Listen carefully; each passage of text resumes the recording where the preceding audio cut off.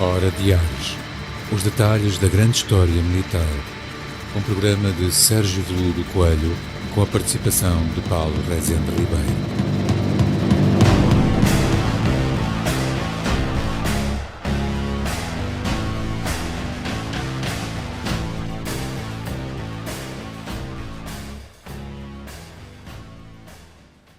Saudações a todos, bem-vindos a mais uma edição da Hora de Ares.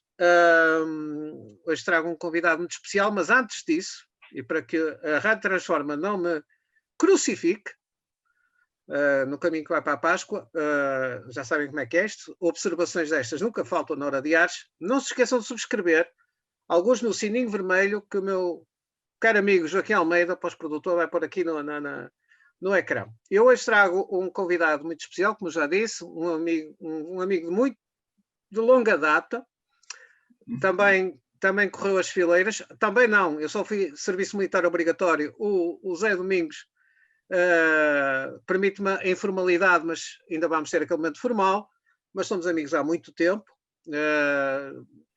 Em meio minuto vou contar como é que nos conhecemos, mas queria começar por apresentar e depois o meu convidado, se entender, completará a sua apresentação de forma mais completa. Portanto, Tenente-Coronel na reserva, Tenente-Coronel de Artilharia na reserva, na reserva ou na reforma? Na reforma. Na reforma. José Domingos Nogueira, está certo? Já lá vão muitos anos que nos conhecemos, passou pelo Exército, nós conhecemos já no século passado, no extinto Regimento de Artilharia 5, que agora é a Unidade de Apoio do Comando Pessoal, num belo dia de sábado de manhã, quando eu ainda era eu professor na Escola Profissional de Gaia, no curso de Gestão Autárquica, e fui visitar como normalmente fazia, ia visitar a unidade. Aliás, isso deve ter rendido alguns artilheiros, na altura, para regime de contrato, que eu devia ter recebido à comissão do Exército. Estou a falar a sério, ou pelo menos 3 ou 4 pessoas desses cursos que foram para o RC, que na altura tinha já sido extinto o SMO, portanto estava a implementar-se os regimes RC como estão agora. E nesse belo sábado de manhã, que estava calor, porque estávamos por voltas de junho, já no final do ano letivo, e que eu tinha ainda a piscina, que era muito apetecível. E estava aqui o meu amigo José Nogueira, estavas com o teu filho, penso eu, a ler o jornal, calmamente, nem estavas de serviço, tinhas ido à unidade. Olha que eu lembro bem disto. E travámos conhecimento e ofereceu a piscina. Não me perguntes como é que a turma foi toda para a piscina sem praticar nudismo, mas conseguiram, porque ainda havia uns calções, etc. Aquilo foi, a partir daí começámos uma amizade que meteu o Museu Militar do Porto, meteu os nossos gostos comuns pela questão da história militar, etc.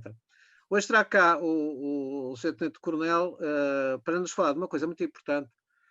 Quem tem acompanhado estes 100 e muitos programas de Hora de Ares, nós já falámos das vertentes principais, mas não todas, do que concerne à coisa militar. A história militar, o estudo, comportamentos, etc. E há algo que eu desafio um bocadinho o José Domingos, que é a etiqueta, o protocolo que faz parte da instituição militar e no qual ele é especialista, e mais coisas em que ele também é bastante entendido. Um deles é golfe, portanto também a prática desportiva do golfe. Penso que o golfe deve também a sua parte à disseminação deste desporto, pelo menos não só na área militar, José Domingos, mas penso que não, começaste com os campeonatos internos na instituição, mas agora alargaste, obviamente, o âmbito e também, corrijo-me se eu estiver enganado, entraste agora na tua reforma, mas nunca abandonado a tua metodologia militar, que é sempre útil, quer queiram, quer não queiram. A metodologia que nós aprendemos no Exército, digo no Exército porque fomos do Exército, não descurando a Força Aérea ou a Marinha, ou a Armada, eu ainda só consigo dizer Armada.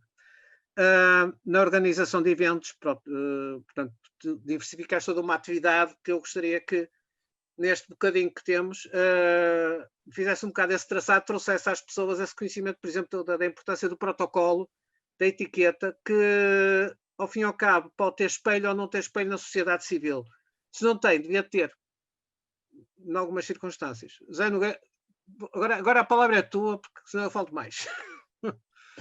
Sérgio, em primeiro lugar, muito obrigado pelo convite e queria felicitar em primeiro lugar também a Transforma, a rádio online, pelo trabalho que está a fazer, bem como ao programa Hora de Ares, que venho acompanhando algumas edições, desde que me possibilitaste o link para eu assistir.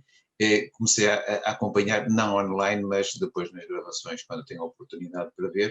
E estava agora aqui a ver o programa do João, o último, aquele do João Paulo, sobre o Cerco do Porto, está fantástico. É uma abordagem muito interessante, que eu vi uma parte e depois não consegui aguentar, mas vou ter que rever novamente desde o princípio. E isso vem um bocadinho no seguimento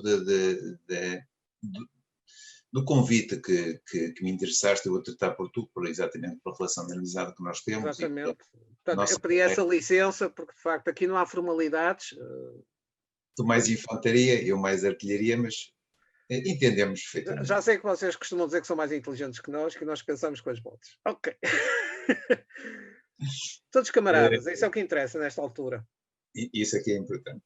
E é isso que eu gostaria de partilhar convosco, todas as pessoas que estão aqui presentes e que passaram pelas fileiras, e que é difícil, e eu tento fazer isso um pouco nas aulas em que eu dou, nas relações que eu tenho no meu dia-a-dia. A minha formação militar moldou-me muito a minha personalidade, porque eu não sou nada uma pessoa organizada. A minha essência não é ser organizado. Eu fui organizado porque a instituição me obrigou a ser organizado, senão eu colapsava. Não conseguia sobreviver à academia militar e não conseguia sobreviver durante os 31 anos que estive no Exército. E um pouco isso que eu tento partilhar nas minhas aulas. Eu fiz um percurso de 31 anos no Exército. O Sérgio encontra-me na Serra do Pilar. Quando eu fui transferido, eu começo no SIAC, em Cascais, venho para o Porto, e quando chego ao Porto, estou, como disseste muito bem, com o meu filho, e eu capitão e oficial de dia subalterno, tenente, e aparece um senhor que queria visitar os miúdos e queria dar uma vista de olhos com os miúdos à piscina. E veio ver as instalações e vem ver a piscina. Achei interessante a abordagem. Ainda estávamos naquela fase em que os muros impediam que as pessoas entrassem no quartel, e tu estavas a fazer uma coisa inovadora, que era fazer com que os muros caíssem. Hoje é uma cultura transversal nas Forças Armadas, mas na altura não era fácil fazer isso. E tanto não era fácil que, quando eu vejo os miúdos lá dentro e tu me falas que iam ver a piscina, eu disse, não, mas vão ver a piscina, porque é que não tomam banho na piscina? E quando eu acabo de dizer isto, imaginei logo os miúdos todos nus dentro da piscina, porque eles não tinham calções. Nada disso aconteceu, foi muito bem organizado, as coisas correram muito bem, e a certeza que foi uma recordação que levaram para o resto da vida. E dentro desse espírito eu ia partilhar um pouco então esse conceito do protocolo, da etiqueta e da cortesia, a importância que isso poderá fazer na nossa vida. Eu começaria por resumir o conceito do protocolo, que é um conjunto de normas, de regras, que estão perfeitamente definidas, e que nos permitem, por exemplo, quando vamos na estrada, circularmos pela direita, se forem aqui no continente. Se formos pela Inglaterra, circulamos pela esquerda, o protocolo é outro. O que faz com que os semáforos parem no vermelho. Isso é um protocolo. Normalmente, há tendência a confundirmos o protocolo com a indumentária, com a roupa que nós usamos quando vamos a um determinado evento. E não tem nada a ver. Eu posso fazer um evento com altas entidades, as comemorações de um dia nacional, com protocolo, exatamente com o mesmo protocolo, posso fazer uma festinha para 20 pessoas, um evento corporativo, uma cerimónia de entrega de prémios. Agora, mau é quando nas cerimónias de entrega de prémios nós não temos atenção ao protocolo, porque somos da área do desporto, desvalorizamos um bocadinho porque achamos que não deve ser assim, e então entramos na situação ridícula de não colocar a pessoa certa no local certo, e quando vamos para os discursos, quando vamos para o sentimento das pessoas nos locais que deveriam estar, as coisas saem trocadas. E há sempre alguém que, depois da pessoa mais importante falar, há sempre alguém que quer dizer uma palavrinha. Isso dá sinal de força a quem está a falar. E o protocolo não permite isso. O protocolo permite que o dono da casa arranque com o discurso e a alta entidade termine com o discurso. Isso sim dá força ao discurso. E esta minha competência, eu não digo que sou especialista, eu sou um facilitador, eu abro portas, eu gosto de juntar pessoas, gosto de criar relações. Isto surge-me estava eu como subdiretor do Museu Militar do Porto, foi a última função que eu desempenhei, e o ISMAI precisava de um professor para dar aulas de protocolo ao curso de Relações Públicas. Estamos em 2012, estamos em plena crise. Portanto, o Exército bloqueou, portanto, as carreiras foram congeladas, e eu sou convidado para dar aulas numa unidade curricular. Eu, na altura, fiquei um bocado reticente, porque a minha formação não permitia juntar as duas coisas. Em termos emocionais, não me sentia nada confortável e estar a dar aulas e ao mesmo tempo estar ligado ao Exército, porque o Exército, como vocês sabem, e as Forças Armadas são muito absorventes, querem disponibilidade total, quase que nos exigem, numa determinada fase é normal, mas depois subsequentemente continuamos com esse rigor. Isso estava a dar um certo desconforto e no espaço de 15 dias decidi que ou continuava no Exército ou pedia para passar à reserva. E nessa altura eu sinto que efetivamente estava na altura de fazer aquilo que eu queria fazer e que estando no Exército não me possibilitava fazer essa atividade. Havia um conjunto de sonhos que eu tinha 3 sonhos, um deles a fazer um mestrado, que nunca tinha conseguido fazer, matriculei-me várias vezes, mas nunca consegui concluir. O outro era fazer formação na área do coaching, que eu achava que isso era muito cool, que era giro, que ter uma certa piada. E o outro era montar uma empresa. E eu defini que os 5 anos da reserva era para fazer isso. E ao fim do 3º ano eu já tinha os 3 objetivos concluídos. E comecei a trabalhar com uma empresa onde começo a trabalhar estas temáticas e começo a abordar estes assuntos. Não saí magoado nem triste com o Exército, gostou muito tirar a farda. Para todos aqueles que são militares ou que foram militares, sentem que é muito complicado, parece que a nossa vida terminou ali. Mantenho a relação que tinha com o Exército, porque aquilo que eu sou ao Exército devo. E aos meus camaradas que continuo com eles ligados através de outro tipo de atividades, nomeadamente através do Golfo, que me permite manter essa relação com os comandantes e com as unidades militares, por onde eu tenho passado. E fundamentalmente é este grande clique, portanto, dou o salto da minha atividade de 31 anos de militar para uma atividade na mesma com grande rigor, mas ligado a outro tipo de área, a área do negócio, a área do empreendedorismo. Isso é bastante importante e se me permites, a tua presença hoje é importante em que sentido? Seria sempre importante pela pessoa em si, mas o discurso que estás a encetar, este programa não é para o público em geral, mas eu por vezes incentivo os meus próprios alunos a que vejam hora diários, ou fosse pelo complemento do conhecimento histórico, ou, por exemplo, questões como estas que estás a levantar, quando nós temos de tomar decisões, e nota que a população escolar, sobretudo do ensino superior, chega àquele momento, tu tomaste essa decisão ao fim de 31 anos na carreira, por vezes as pessoas já são obrigadas a tomá-la ao fim de 3 ou 5 anos de vida académica, se contarmos a licenciatura e o mestrado, e o que não é mau, as pessoas voltarem a ter capacidade de decisão. Por vezes é complicado, mas isso mostra que também nunca é tarde para tomar as decisões que fazem para... Tu hoje estás a dar aqui um bocadinho uma lição de vida, se me permites que te diga isso, portanto, e que é importante. Este programa não foi só feito para contar rebites e cartuchos de espingarda, não. É essas experiências. Como eu acho que é muito importante, aquilo que vais falar do protocolo e da etiqueta militar, para os jovens que mesmo na vida civil não a dominam, nem no trato, por exemplo, académico, nem no trato aquilo que é muito importante, que é a primeira impressão que se deixa quando se vai a uma entrevista de emprego. E eu martelo muito isso com os meus alunos, que é importante terem noção daquilo que vão fazer, do como é que vão falar, de ter alguma linguagem corporal. Portanto, passo outra vez a palavra, porque senão começo outra vez a monopolizar, mas é de facto, fico tão contente que realmente este programa começa a ter esta que eu convido as pessoas que realmente, de forma que este programa tenha esta utilidade, ou seja, só um exercício auditivo, porque de facto está a ser uma lição ótima. Zé Nogueira, desculpa. Relativamente a isso, e dando continuidade a essa tua abordagem, o que é que eu sinto, e eu também estou, portanto, agora fazendo a ponte para aquilo que eu estou a fazer agora, também para perceberem o que é que eu andei a fazer durante estes 8 anos. Já estou há 8 anos na situação da reserva e reforma. O que é que eu comecei por fazer? Portanto, eu comecei primeiro por descobrir, e que era fundamental, qual era o meu foco e o que é que eu pretendia fazer. Isso foi a coisa mais difícil, porque eu não sabia o que é que o mercado precisava. Eu sabia que tinha muitas competências em várias áreas, mas não sabia as necessidades do mercado.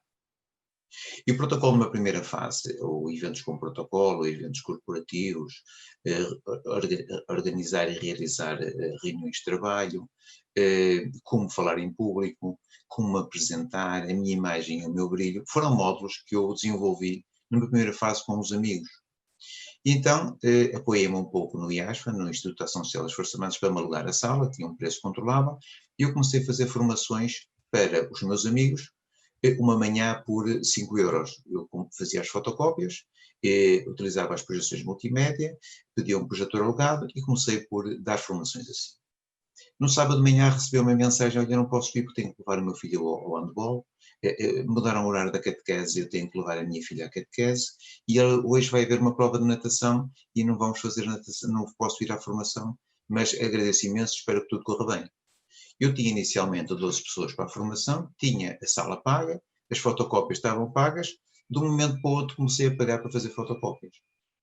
E apercebo-me que o que é de graça não presta. E esse foi o grande salto que eu tive que dar, foi saber quanto é que valia a minha hora de trabalho. E a minha hora de trabalho tinha um preço.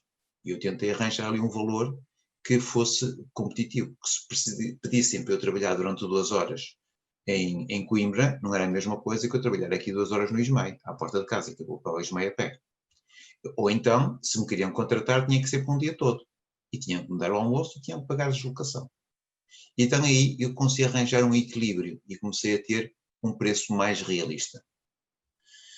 O primeiro orçamento que eu fiz, assim, volumoso, foi na ordem dos 6.000 euros. Um programa de formação de liderança para uma empresa e custava 6.000 euros mais IVA. E eu fiquei aterrorizado, porque eu achei que aquilo era estupidamente caro. O cliente aceitou, fizemos o programa e no fim sobraram 500 euros. Isto porquê?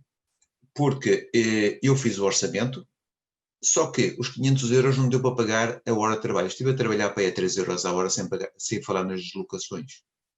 Mas como eu estava tão entusiasmado em querer agarrar aquele projeto, eu fiz tudo para que tivesse sucesso naquele projeto. Então tive que ser mais realista daí para a frente. Tive que colocar um valor à hora. Eu, para fazer aquela tarefa, tive que começar a marcar um valor completamente diferente. E aí comecei a ser competitivo e deixei de ser um concorrente, porque estava a fazer preços muito mais baratos, para poder ser um outro produto no mercado. Eu neste momento trabalho muito pro bono, faço muitas coisas que não cobro, mas quando me querem contratar para pagar, têm que pagar o preço que eu me considero que me vale no mercado. E isso para mim foi o grande salto, que demorei quase 5 anos a chegar a esse ponto. Até lá andei a trabalhar a 3 euros, a 2 euros pro bono, andei ali a remar um bocadinho contra a maré. Neste momento já não estou assim. Este seria, nós estamos há 3 anos com um projeto de liderança, que este ano iria ser o primeiro ano onde iríamos ter lucro, ao fim de 3 anos, portanto estamos a ver, andamos 2 anos a criar clientes. Este ano, desculpem, o 2020 era o ano de lucro.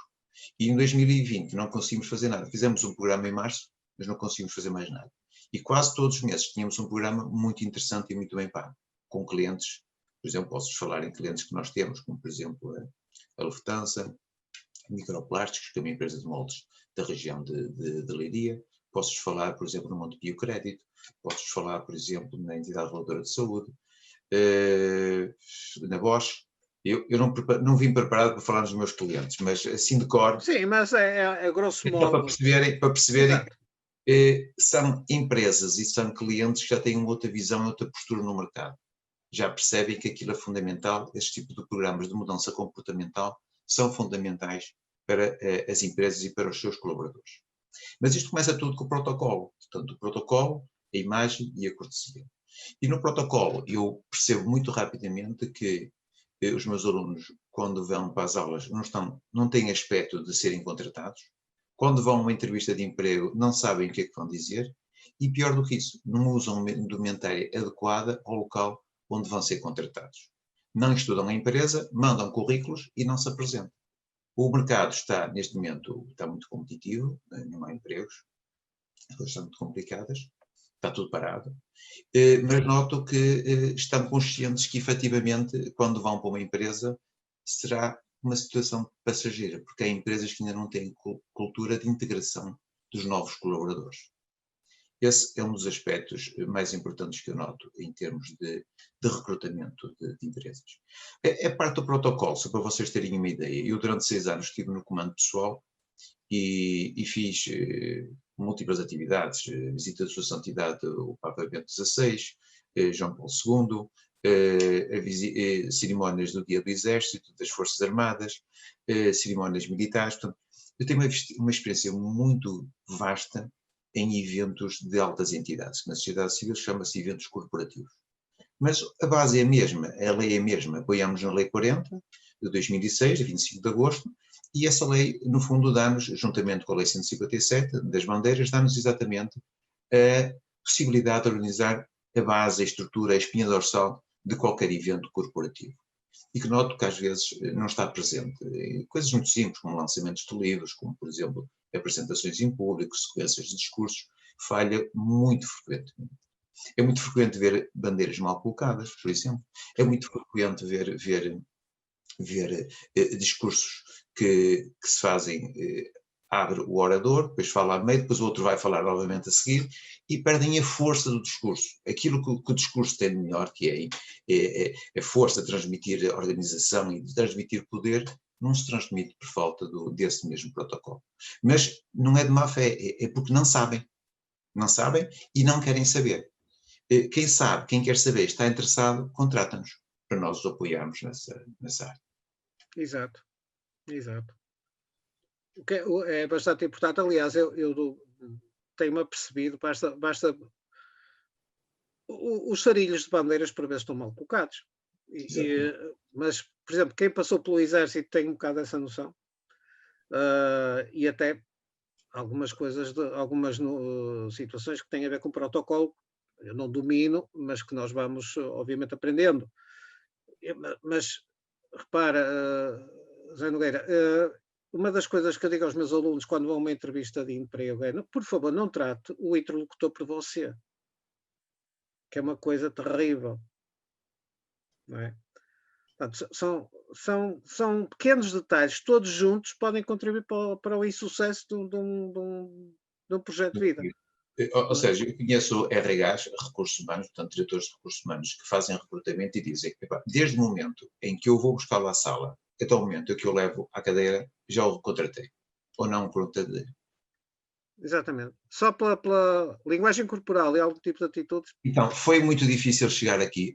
Foi. Estou uma chatice, vocês não têm lugar para estacionar, tipo, pôr em segunda via, tem que ser rápido, porque eu tenho ali o parquímetro a contar e não sei quanto tempo, não tinha moedas. Só este tipo de postura já é suficiente para que as coisas não corram bem. Daí para a frente anda atrás do prejuízo. É chegar a uma cadeira e sentar-se na cadeira sem esperar que alguém mande sentar. Ter situações de pessoas que vão a uma entrevista de emprego, vão com os livros na mão, pousam em cima da secretária de quem os está a entrevistar. Há pessoas que não cuidam nem do cabelo nem da barba quando vão para uma entrevista de emprego. E assim, se vamos para uma entrevista de emprego de um criativo tem que ser assim. Não é? Se vamos para uma entrevista de emprego em que a cultura da empresa é andar de blazer, temos que ir de blazer. Se é informal, temos que ir informal. Mas temos que conhecer a empresa, porque quando nos perguntarem o que é que acha da nossa empresa, eu ter 3 ou 4 ideias formuladas sobre a empresa. Exatamente. Portanto, não posso ser entrevistado, não posso ir para uma entrevista de emprego sem saber para aquilo que eu vou ser contratado. E que tipo de empresa com que eu estou a trabalhar. Sim. Conclui. Desculpa. São os aspectos que eu, assim, basicamente, sem estar preparado para falar sobre isto, identifico nas entrevistas de emprego. E na primeira abordagem que eu faço aos meus alunos. Porque eu começo logo a conversa por quando eles entram na porta, eu tenho mesmo um módulo que é relações interpessoais e a minha imagem é o meu brilho, que é um módulo que eu demoro. Eu normalmente trabalho 6 horas isto. Mas 6 horas em que é interativo, não é expositivo. Eu ponho-os a pensar sobre a imagem. Uhum. E isso faz com que eles tomem consciência, na minha opinião, que efetivamente, se querem ser criativos, podem ir como quiser. Mas se vão para uma entrevista de emprego para recrutarem relações públicas, ou que vão para uma entrevista de emprego de banca, ou de atendimento ao público, onde a imagem é fundamental, no mínimo têm que cortar o cabelo e têm que levar a barba à parada. No mínimo. Dos mínimos. Zé Nogueira, eu atrevi-me a dizer, até tu tens uma partilha para fazer, mas eu atrevi-me a dizer que mesmo dentro da própria instituição militar, eu dos 18 meses que estive entre Mafra e o extinto Batalhão de Infantaria de Aveiro, 18 meses ainda há algum tempo, não são 31 anos, nem nada que se compare, que se possa comparar. Mas, de facto, isso mesmo dentro da instituição militar, nas Forças Armadas, aquilo que nós, isso que tu estás a dizer que nós definíamos como era o atavio, também definia o militar, não era? Bastava, eu não sei, corrijo-me se eu estou enganado, mas a própria forma como se punha a boina, por vezes dizia muito. Claro. Ou estarei a exagerar? Não, é exatamente isso. Havia militares que, por simplesmente, moldavam a boina de forma a que a boina se adaptasse à cabeça. Havia outros que, simplesmente, não arear pôr os dourados amarelos. Areavam, estavam constantemente a arear os dourados. Tinha um pouco a ver com isso. Agora, eu noto nestes jovens militares, uma coisa fantástica, que é as barbas, que eu acho fantásticas. Há aí barbas imaculadas. Há pessoal que é verdade, muito bem tratadas, sim. Fantástico, fantástico. Não tem nada a ver com a nossa geração, que deixava crescer a barba. Eles não. Eles têm barbas fantásticas. E que não deslustra a imagem. Pelo contrário. Antes pelo contrário. Antes pelo contrário. Por acaso reparei nisso. Há o maior cuidado com a imagem. Portanto, para ter os cortes de cabelo, porque eu noto portanto, nos jovens que estão em RC, quando eles retiram as coberturas, os cortes de cabelo são impecáveis. São fantásticos. Eu via isso no Museu Militar, de alguns que passaram lá, cabos, primeiros cabos, segundos cabos da guarnição. De facto, também há uma coisa que é assim, eu não sei se foi psicológico ou não. Eu digo isto porque eu, quando saí em 89, ainda não era permitido o uso camuflado no exterior, porque o camuflado era considerado material de guerra, tinha passado ao estatuto de material de guerra, portanto, andávamos com a jaqueta, que nem a todos caía bem. Embora este novo plano de uniformes é melhor não o discutirmos aqui, ok? Tenho as minhas reservas, mas isso fica para uma conversa mais em privado. Mas de facto, ainda assim, eu lembro-me que uma das coisas que eu reparava, eu não vou falar por mim, porque eu de facto era muito cuidadoso com o meu aspecto, que era o facto de todos os dias haver os que usavam o nó de gravata, desde o dia da incorporação até o dia da entrega, aquilo já não era um nó, era uma coisa. E aqueles que cuidadosamente desmanchavam a gravata, desmanchavam o nó à noite e voltavam a fazer de dia, que mudavam frequentemente de roupa, que engraxavam as botas, poliam, traziam desde os cabos até mesmo aos oficiais e sargentos, as divisas e galões como devia de ser, devidamente colocadas. Isso também, não sei se às vezes se criava aí um bocado, não era clivagem, uma diferenciação, por exemplo, as pessoas do regime miliciano e as pessoas do regime da carreira. Por vezes, tendencialmente, se calhar também se criavam aqui, isso dava um estudo, que eu acho que não sei se já foi feito, dava um doutoramento a analisar a transição do ser militar entre o SMO, porque influenciava muito também o quadro da carreira, claro, e para a passagem para o regime profissional. Eu acho que isso dava um doutoramento, se é que já não deu. Posso estar aqui a falar e alguém já o fez, se o fez, era pertinente. Mas lá está, a imagem. Eu adoro ver, eu estou sempre a ver um vídeo do YouTube que é da banda o Ehrenbataillon do Exército Alemão, o Batalhão de Honra, que é só para aquilo, quer dizer, não é só para aquilo que eles têm comissões no Afeganistão, etc. Mas depois fazem a integração no Ehrenbataillon, que tocam o Prossen de Glory e o Ich habe einen Kameraden. De facto, o atavio, ali sim, agora vou ser mauzinho, José Nogueira. Os casacos cinzentos e as calças pretas ali sim ficam bem. Mas não te querendo roubar a palavra, tu tens uma partilha para fazer, que eu estou curiosíssimo. Deixa-me só concluir. Sim, conclui. Depois, só aquela fase em que estávamos no protocolo, ou seja, eu faço esse caminho no protocolo, começo a fazer umas coisas, começo a ser contactado por empresas e de um momento para o outro no ISMAI surge a necessidade de terem um professor de golfe. havia um curso que estava a abrir, Turismo e Lazer Ativo, e precisavam de um professor de golfe. E eu, durante a minha vida toda, sempre, todas as competências que fui fazendo, fui certificando. Portanto, eu fui treinador de golfe, grau 1, grau 2 e grau 3, sou árbitro de golfe, curso de organização de torneios de golfe, fui presidente de vários clubes de golfe, e tenho um know-how e tenho uma experiência muito grande. E quando souberam destas competências, convidaram-me para trabalhar o golfe nestes escalões. Eu, então, comecei a fazer alguns programas de liderança em ambiente de golfe, ou seja, é um ambiente simpático, onde eu posso trabalhar conteúdos como liderança e autoliderança, onde ponho as pessoas a pensar tecnicamente o que é que tem que ser um líder, se faz sentido ou não ser líder sem ter conhecimento. Portanto, eu só posso liderar se conhecer, e discutir se lideramos pessoas ou se lideramos processos. Portanto, isto numa manhã, tem um programa muito giro com a Universidade Portucalense, para o curso de Comunicação e Gestão e Economia, onde a recepção dos alunos é feita num programa destes. Numa manhã, temos um programa de liderança e comunicação. Logo a seguir, em conversa informal, surge-me um cliente que queria um programa de bootcamp. Ora bem, eu não faço bootcamps. O que nós começamos a fazer, e o que faz sentido para um cliente destes, que é um cliente institucional, que criou um programa para 3 anos, foi criar um programa de liderança em contexto militar. Portanto, desenvolvemos competências nas pessoas, competências de comunicação. O tenente-coronel António Rosinha, que é professor na Academia Militar e também é professor no Instituto de Estudos Militares, agora IUME, e que faz a orientação dos mestrados de liderança.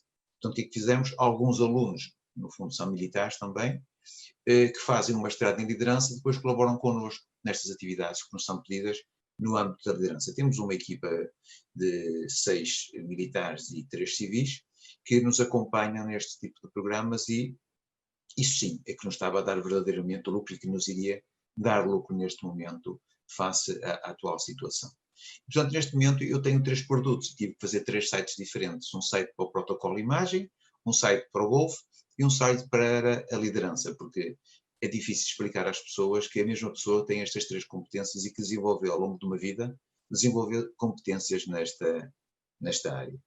E o segredo deste produto, ou seja, é isso que eu queria que ficasse bem claro nas pessoas que estão aqui, que estão a nos ouvir, e se houver jovens alunos, é perceberem que tudo o que eu faço, acredito que mudo a atitude e o comportamento das pessoas. O facto de pensar diferente e melhorar as relações interpessoais em todas as atividades que organizo faz com que as pessoas com quem eu me relaciono criem relações entre si. Eu digo que não faço programas, não faço eventos, eu crio relações entre as pessoas. Ou seja, o meu economista é um aluno de golfe. A pessoa que me faz o site foi meu aluno de golfe. Ou a pessoa que me trata da imagem, dos logos, das apresentações, dos vídeos que eu quero fazer, foi meu professor de Educação Física. Ou seja, tudo isto cria-se relações. E é esta relação, esta interligação, este processo que faz com que as pessoas se envolvam e que se comprometam. Isso aprendi no coach.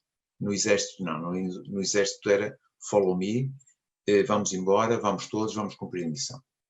E isso era a grande mensagem que eu queria deixar em todas as pessoas que nos estão a ouvir e que, se acreditarem que se nós conseguimos envolver e convencer as pessoas, comprometendo-as com o processo, então sim, nós conseguimos atingir os nossos objetivos.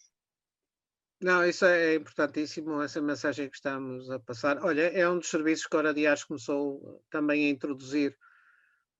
Tu não vais ver sentir tal programas, não te desejo tal sorte, mas nós começamos a mudar um bocado a filosofia do programa para a história militar pura descritiva e para este tipo de intervenção na sociedade. Ser um programa mais... Também é assim, é como um programa que tu fizeste. Se queres que ele dure, tem que ser revisto, tem que ser reavaliado e tem que ser repensado. E nós temos feito esse exercício, eu e o Paulo Barros, a quem eu digo um abraço, que ele hoje não pode estar aqui presente por razões pessoais, mas digo um abraço, e certamente o Zé Domingos, que nós trocamos e-mails, infelizmente ele não pode estar, mas foi esse repensar e trazer essa... Começámos a ser um programa de utilidade de conhecimento para também um programa de utilidade um bocadinho mais transversal, trazer projetos como o teu e outros, divulgar aquilo que é útil. Não é um programa de utilidades, salvo seja, mas divulgar aquilo que é útil, que nos traga aportações. E é hoje aquilo também nos estás a fazer o favor e o privilégio de partilhares, de termos a tua partilha da tua experiência. José Domingos, vou-te a passar a bola. Isto é como o golfe. Quer dizer, no golfe não se passa a bola, atira-se lá para ir para a frente, supostamente. Já agora, ou seja, ia também partilhar uma experiência que eu tive, porque o meu ordenado caía-me todos os meses na conta, portanto eu nunca me preocupei em faturar. E hoje tenho que angariar o cliente, tenho que o convencer que o meu produto é melhor que o da concorrência, tenho que executá-lo e depois tenho que ir atrás da faturação, ou seja, tenho que fazer tudo. E isso deu-me também uma experiência muito diferente, que é o cliente não compra o que nós teremos, o cliente sabe o que quer, nós é que temos que ter o produto para o cliente. E há situações em que eu digo, olha, isso não faço porque eu não estou preparado para o fazer. Não é, até podia fazer, mas prefiro não fazer, porque não vai de acordo com a nossa visão e não vai de acordo com a nossa missão. E isso é fundamental para o sucesso de qualquer projeto. Não, isso é seriedade, isso é honestidade, é integridade, ou seja, aceitar aquilo que se realmente pode fazer em consciência e que vai ser a boa prestação de serviço e não aceitar qualquer coisa sob pena de... Aliás, o prejuízo é de quem propôs e depois o prejuízo a médio prazo é de quem se presta, porque há sempre consequências. Portanto, isso é uma das coisas de não tentar abarcar o mundo. Eu tenho visto fenómenos desses, até na minha área da história, de pessoas que se prestam a determinadas coisas fora da sua praia. Eu pessoalmente sou como tu. Eu, quando não é a minha praia, não me meto. Se alguém me pedir para fazer um programa, uma conferência, o programa tive que fazer, mas eu tinha auxiliares, etc. Venha-me falar de um exército medieval. Eu, desculpe. Não. Não, porque não é a minha praia. Acho que estar a debitar banalidades só para cumprir, não. Pronto, agora já deu para perceber que eu ando muito num determinado época que é a minha praia, como muitos outros colegas. Portanto, é um bocado isso. É um bocado isso. Nós... E também, ou seja, só para complementar isso, que é importante também nós percebermos, eu passo muito tempo a contar histórias, porque nós já vivemos algum tempo, já temos histórias para contar, e o que eu noto muito é que os jovens precisam de histórias, deixaram de ter os avós a contar histórias, os pais não contam histórias, e sinto que quando eu conto uma situação qualquer, por muito ridícula que seja, e que nós vivenciamos e que foi uma coisa banal, contado de uma determinada maneira, tem um empolgamento muito grande. E eu gosto muito de partilhar essas experiências e eu só agarro os meus alunos quando partilho histórias. Quando estou a ser expositivo ou quando estou a dar matéria, não consigo cativá-los. Não é possível, porque eles hoje sabem mais do que a nossa geração sabia quando tínhamos a idade deles. Eles neste momento têm uma panóplia de acesso à informação muito vasta que nós nunca tivemos. Eu lembro os trabalhos de investigação que eu fiz na Academia Militar e eu ia para uma biblioteca, metia uma resma de papéis que eu não conseguia ver, de livros que eu não conseguia ver o bibliotecário e trazia meia folha de A4 e estava lá uma tarde inteira. Não é? E eles hoje escrevem Google, escrevem não sei o quê e agora têm que selecionar os blogs, os sites que não têm interesse, as publicações que não têm interesse, mas têm muita informação, boa ou mal, mas têm muita informação. Portanto, nós não podemos ser expositivos, nós temos que lhes transmitir aquilo que eles não têm acesso, que são estas histórias de vida, e eu acho que isto aqui é verdadeiramente diferenciador. Exato, é uma capacidade de interagir, já não podemos ser escolásticos, temos que interagir. É um bocado parabolizar o conhecimento, não indo para o aspecto religioso, mas é um bocado parabolizar, e tem razão de ser, usar o conceito da parábola acerca de um assunto para captar o interesse e retirar daí o sumo, por assim dizer. Eu creio que sim. Por exemplo, uma coisa que, quando estou a falar de assentamento é assentar a pessoa certa no local certo. Estamos a falar de uma cerimónia que aconteceu aqui, foi muito cara, na região do Porto, onde estavam mais de 300 pessoas e não havia ninguém a levar as entidades a sentarem-se no seu lugar. As pessoas iam chegando à medida que iam escolhendo os lugares. Ora, acontece que, normalmente, o Presidente da Câmara, no seu município, se não houver nenhum ministro, é a entidade mais importante naquele município, deve ter um local de destaque, e normalmente colocamos num sítio onde a Câmara o apanhe e de forma a que seja visualizado quando a Câmara vem para o público. Ora bem, há uma autarca de uma outra cidade que chegou mais cedo que o autarca que devia estar, e onde é que ele foi sentar? No sítio que ele achava que a Câmara o podia ver em primeiro lugar. E agora tira de lá o senhor. Estas é que são as grandes histórias que os nossos jovens precisam de ouvir. E de que forma é que nós resolvemos esse problema.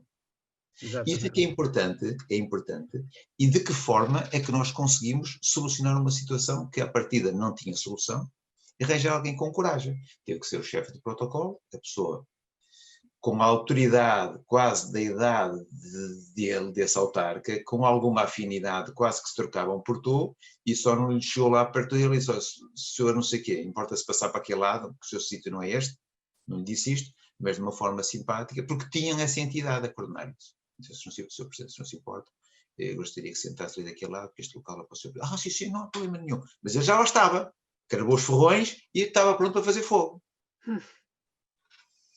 Estas histórias é que os nossos jovens precisam de saber. Exato. Através de exemplos práticos. Coisas que nós já vivenciamos e que são diferenciadoras. E que dentro da área da cultura, da gestão da cultura, dos espaços culturais e de quem se mexe na cultura, isso entra muitas vezes, é através desses exemplos, porque não vem nos manuais propriamente dito. São através da experiência. Há muita coisa que não está sistematizada em manuais ou publicações. Não, vai mesmo da... Olha, há certas coisas no turismo cultural, nas visitas orientadas, como tu já me viste fazer, sim, claro. Está nos livros. Talvez esteja agora numa única publicação, não quero cometer nenhuma injustiça, há uma publicação do Politécnico de Tomar, que é um manual para a roteirização, que eu costumo dar aos meus alunos, que tentou sintetizar exatamente finalmente sistematizar esse tipo de situações. Quando eu falo pronto, no sentido mais restrito ou mais lato da visita guiada, a visita orientada, portanto, pronto, que também pode acontecer na tua área, teres de fazer visitas guiadas, por exemplo, que era aquilo que eu andava a fazer no dia em que eu te conheci, porque eu estava com o oficial, tu não estavas de oficial de dia, ou estavas? Não, eu estava com o sargento de dia. Eu tinha lá ido ao quartel porque tinha surgido uma coisa qualquer e eu precisei de ir lá fazer Exatamente, eu estava com o sargento de dia, já tinha sido tudo... Olha, se eu não me engano, na altura, quem estava no comando era, na altura, Coronel Nosso General Periquita. Não quero mentir, mas talvez fosse. Ou andava perto disso. Provavelmente. 98, por aí. Sim, provavelmente. Mas eu é que fiz a visita guiada porque eu conhecia bem o espaço. Portanto, aliás, o próprio sargento, penso que era um primeiro sargento, tinha essa noção, já tinha deixado as instruções, portanto, ia só abrir as dependências e eu fazia a visita guiada porque conhecia bem o espaço. E, de facto, havia que prender as pessoas ao espaço, contar as histórias. Pronto, eu contei dos polacos que estiveram lá cercados, etc, etc. É isso que atrai, penso eu, da nossa experiência, não é? Eu ia-te pedir para partilhares o teu PowerPoint, porque o nosso tempo está a correr, imperdoável. Mas eu vi que trazes um material para partilhar. Sim, é só para passar um lâmina e mostrar com imagens, porque é mais fácil nós visualizarmos as imagens do que estarmos a falar. Eu agora, ultimamente, este último mês, comecei a fazer uns vídeos sobre protocolo e imagem, porque senti que havia necessidade da parte dos meus alunos, ex-alunos e clientes, ir alimentando a ideia de determinadas coisas que eu vou identificando e alguns problemas que vão surgindo. Eu depois posso-vos enviar o link e se vocês quiserem divulgar, agradeço e vocês ficam com uma ideia mais concreta daquilo que eu ando a fazer em termos de protocolo. Portanto, como eu disse... Seria muito bom, agradeço. Como eu disse inicialmente, portanto, eu comecei a minha carreira em Cascais em 1983, desculpem lá, 89, em Cascais. Aqui estava a comandar uma bateria de instrução, estávamos aqui numa cerimónia de unidade, e passo à reserva em 2012. Este percurso é um percurso que eu faço uma parte Cascais, depois vou a Vila Nova de Gaia, na Serra do Pilar, RA5, vou a Leiria, vou fazer um dos cursos de promoção, regresso à Serra do Pilar, depois vou ao comando pessoal desempenhar funções de chefe de repartição de planeamento com o General Lima Pinto e com o General Calçada. Estou lá há 6 anos e depois vou até ao Museu Militar, onde fico 8 meses como subdiretor do Museu Militar do Porto. E, na prática, muito rapidamente, resume-se esta experiência. É uma experiência sempre muito operacional, muito ligada à à componente do comando de tropas. Só na parte final é que eu tive a oportunidade de desempenhar funções na área do protocolo. Este protocolo imagem é o site que eu tenho, depois podem ver aqui. Este link está pronto para abrir e para visualizar, mas não vou mostrar agora. Se desejarem, podem ver. E Mas depois desafiamos as pessoas a extrair. ver. E podem ver os serviços. Portanto, é um protocolo, é um site institucional, serve de apoio legislativo aos meus alunos. Portanto, os meus alunos em qualquer parte do país conseguem ter acesso à legislação, uma instituição qualquer que tenham, em que precisem de consultar a legislação. Depois tive a necessidade, como eu vos disse, de fazer algo na área do Golfo e criei este logo, que é Intergolf, e se clicarem em cima também do link também podem ver que em www.intergolf.pt têm os serviços todos que nós estamos a fazer. E este é o último projeto que eu tenho, que é um programa de liderança, programas de liderança em contexto militar, mas também fazemos num outro contexto qualquer, e que permite que as empresas e as pessoas possam contactar e ter noção daquilo que nós fazemos no Serviço Militar Obrigatório, que é a integração das empresas e valorizar aspectos que as empresas neste momento estão a dar prevalência, que é a parte da comunicação, a parte da liderança, ao envolvimento, ao compromisso, à autoliderança, e onde discutimos se efetivamente eu lidero pessoas ou se lidero princípios e se lidero valores e se lidero processos. E muito rapidamente é aquilo que eu considero que é o meu projeto de vida, portanto 2 vidas, uma vida militar e outra vida empresarial, que já lá vai em 8 anos, que tenho tido altos e baixos, mas quando as coisas começam a correr mal, aparece-me sempre alguém que me dá alento para continuar a lutar. Eu digo que são anjos porque eu acredito em anjos, todos nós somos anjos, e como anjos que são, conseguem me dar alento para eu continuar a lutar mesmo quando nós estamos em baixo. Estes vídeos veem exatamente o que eu faço com os meus alunos, é exatamente para me dar alento e para levantar uma área que não está a fazer nada, de eventos corporativos, não está a fazer nada. É uma forma também de eu me manter vivo e manter-me em comunicação com os meus clientes e com os meus alunos. Exato, e para rematar hoje este programa, eu pergunto aquilo que já vinhas a dar algum sinal na tua apresentação, que é agora com o contexto pandémico, e se tu fores ver os últimos horas diários, nós temos estado aqui realmente a lidar com pessoas com projetos que melhor ou pior se adaptaram a Deixa-me fazer-te uma pergunta, assim, porque há bocado estava exatamente em trabalho académico. O surto pandémico, obviamente, que é muito mau, porque com tudo o que isso implica. Mas para determinadas situações pode ser necessariamente obstáculo ou uma janela de oportunidade, por exemplo, na adaptação de projetos às plataformas digitais. Ou seja, agora não é possível fazer determinado tipo de eventos presenciais, mas, por exemplo, tu consideras que estes confinamentos podem levar a uma nova pensamento, por exemplo, os cursos online, aumentar mais o entrar na plataforma digital e realizar projetos a nível do virtual, por exemplo, digo eu. Sérgio, a opinião que eu tenho, aprendi um bocadinho isto com os chineses, que em mandarim crise tem 2 significados, é uma coisa má e é uma oportunidade. Eles veem uma oportunidade em tudo, ou seja, mesmo naquilo que não está bem. Para mim, esta crise foi mal porque eu tinha um ano fantástico, 2020 ia ser um ano fantástico, mas foi também uma oportunidade que me obrigou a alavancar outros produtos que estavam parados, que eu nem sabia que poderiam ser negócio. E isso está-me a projetar para um outro patamar de negócio, coisas que eu até à altura não conseguia ver. Tenho feito cursos online que eu nunca pensei fazer, que são do outro lado do continente, que eu nunca iria lá, e que me está a permitir ter uma visão mais global. E quando nós trabalhamos estes momentos voláteis de crise, a crise em si não é má, porque é fundamental haver crise para haver disrupção, para haver culturas novas que vão surgir. Portanto, a crise não é má, É má quando fica descontrolada. Quando há descontrole, isso sim. Agora, a crise por si não. A crise abana e tira-nos na zona de conforto. Nós só crescemos, só nos pusemos a pé, porque saímos da nossa zona de conforto, senão ainda estávamos no ninho, não tínhamos saído do ninho. Portanto, essa situação acaba por ser um pouco a consequência natural daquilo que nós chamamos de crise, que para nós é uma coisa ruim, uma coisa má.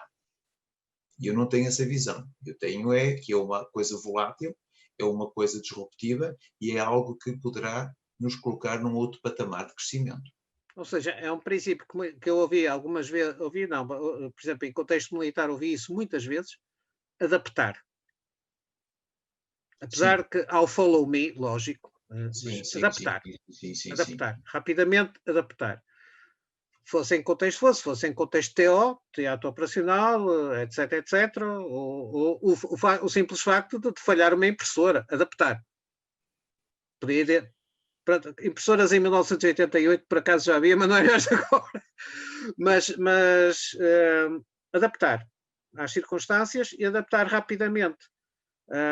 Por isso é que eu ponho um bocado esta questão, dada até a natureza do trabalho que neste momento executas e da capacidade que tiveste de contornar, ou seja, tiveste uma perda por um lado. A minha mãe que ainda cá anda, costuma dizer, quando Deus fechou uma porta, abre sempre uma janela. Exatamente. As pessoas têm que estar atentas à fachada, porque normalmente se ficarem só a olhar para a porta não se apercebem das janelas que estão ao lado. Não é? E alguém perguntará, mas esta hora de Ares hoje está... Não, a hora de Ares deixou de ser um programa só dedicado à história militar para ser um programa dedicado às pessoas, com uma ligação ou não à coisa militar.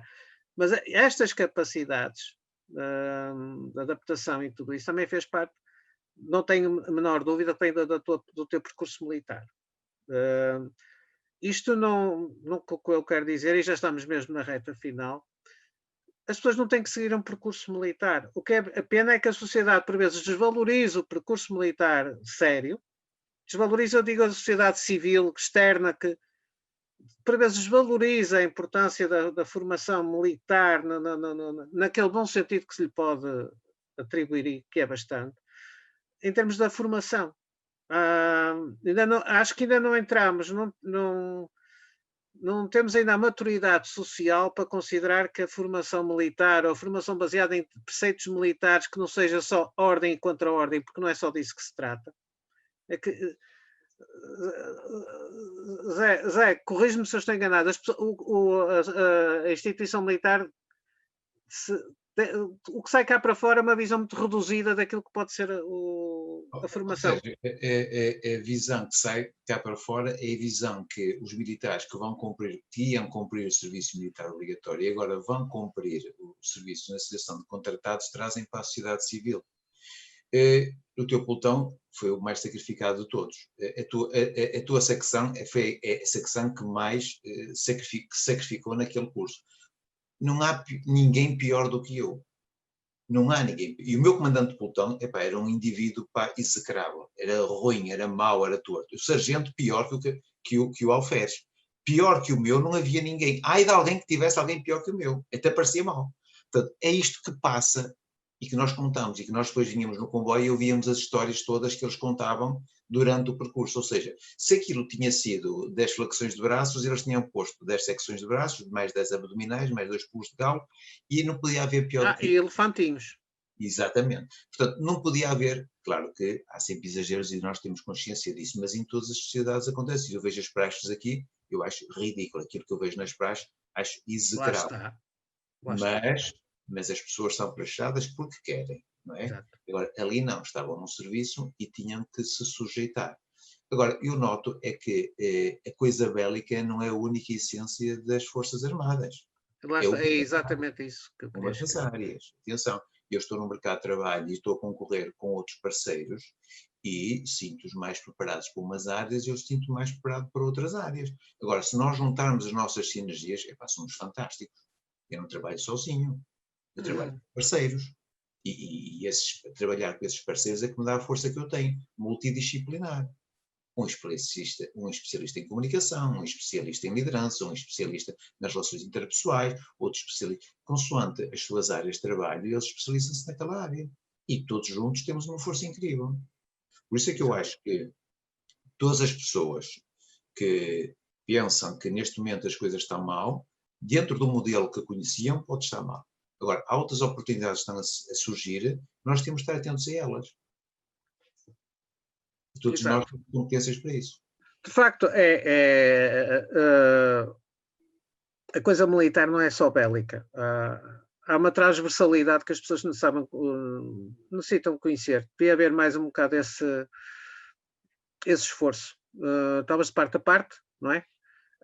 E também, como tu dizes, talvez fosse um bocado esta janela de oportunidade que a pandemia trouxe, que é ensombrada pelo número de óbitos, mas convenhamos que os óbitos, em Portugal não se morre só de Covid, não é? Morre-se por muitas outras razões, e não é o nosso escopo aqui de discutir isso, mas em termos de confinamento, em termos de limitações, também ficamos a ser um pouco mais atentos a recursos que possivelmente se calhar não. Eu tenho colegas que são renitentes à plataforma digital, quando eu há muito tempo na Academia.edu, onde coloco lá artigos e possivelmente também estarás, havia anúncios para mestrados, MBAs online da Universidade de Birmingham. Nem sequer estamos a falar de nenhum sítio de vão de escada. E já era feito online, quer dizer que eu poderia fazer um doutoramento em História Militar, como estive quase para fazer, em Leicester. O problema era a quantidade de libras que aquilo levava a reboque. Mas não teria tido necessidade de lá ir. Portanto, isto, e para a própria, e agora para terminar, o próprio programa beneficiou. Porquê? Porque eu pude, José Domingos, por acaso és praticamente meu vizinho, mas já pude falar, se eu tenho um programa, temos um camarada nosso de Lisboa, para já não vou dizer o nome, da Direção-Geral de Infraestruturas, que já estás a adivinhar quem é, que já não precisa de apanhar um comboio para vir aqui ao programa, quer dizer, Claro.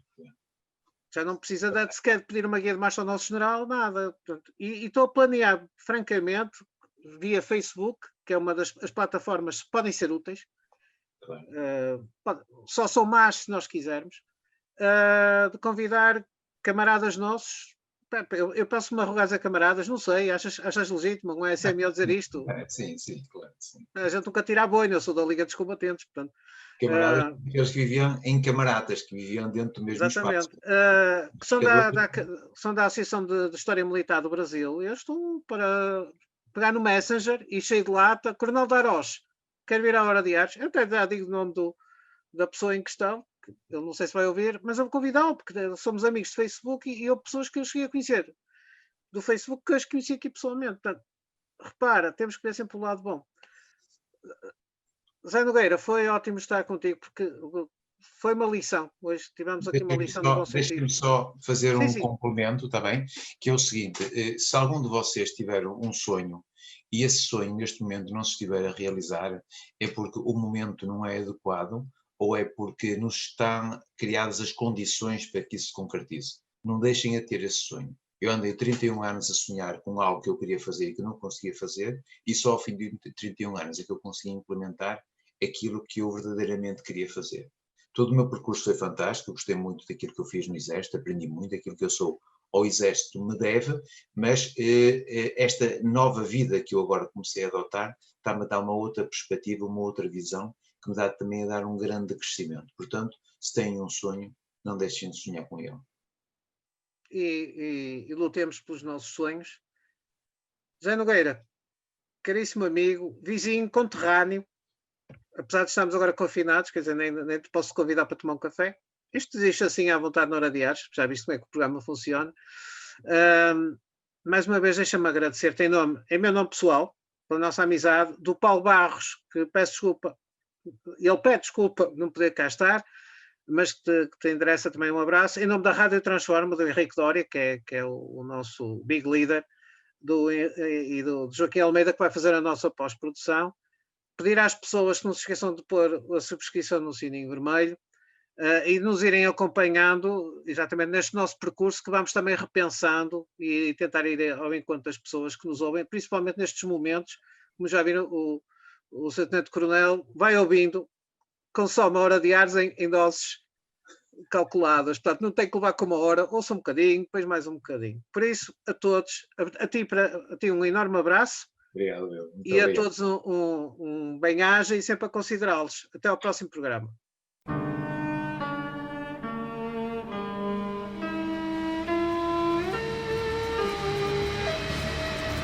Hora de Ares. Os detalhes da grande história militar. Um programa de Sérgio Veludo Coelho, com a participação de Paulo Rezende Ribeiro.